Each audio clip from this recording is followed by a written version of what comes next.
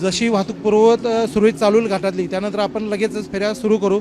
परंतु सद्यस्थितीमध्ये सकाळपासून 7-8 तास झाले एकाच ठिकाणी गेलेल्या बसेसही अडकून आहेत. सर, प्रवाशांना काय आवाहन करू इच्छिता? कारण मोठ्या संख्येने मुंबईकडे जाणारा जो ओघ असतो तो प्रवाशांचा स्वारगेटच्या ठिकाणी मोठ्या प्रमाणावर दिसतो. प्रवाशांना माझं नम्र आव्हान हेच आहे की आपण जसा कायम आमच्यावरती विश्वास ठेवता तसाच विश्वास राहू दे.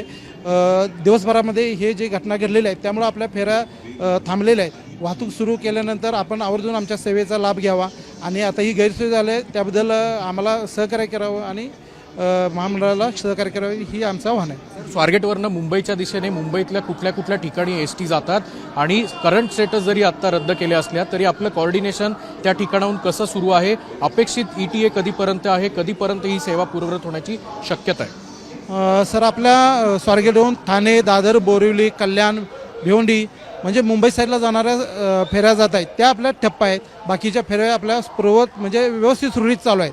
आपण मुंबईला असेल, ठाणे असेल, बोरिवलीला असेल इथल्या आगार व्यवस्थापकांशी तिथल्या प्रशासनाशी संपर्क साधले आणि त्यांचाही आमच्याशी कॉन्टॅक्ट आहे. जाण्या येण्याच्या फेऱ्याचा आपण ताळमेळ घालत आहोत. वाहतूक पूर्व झाल्यानंतर आपण फेऱ्या पूर्वीप्रमाणे सुरू करू.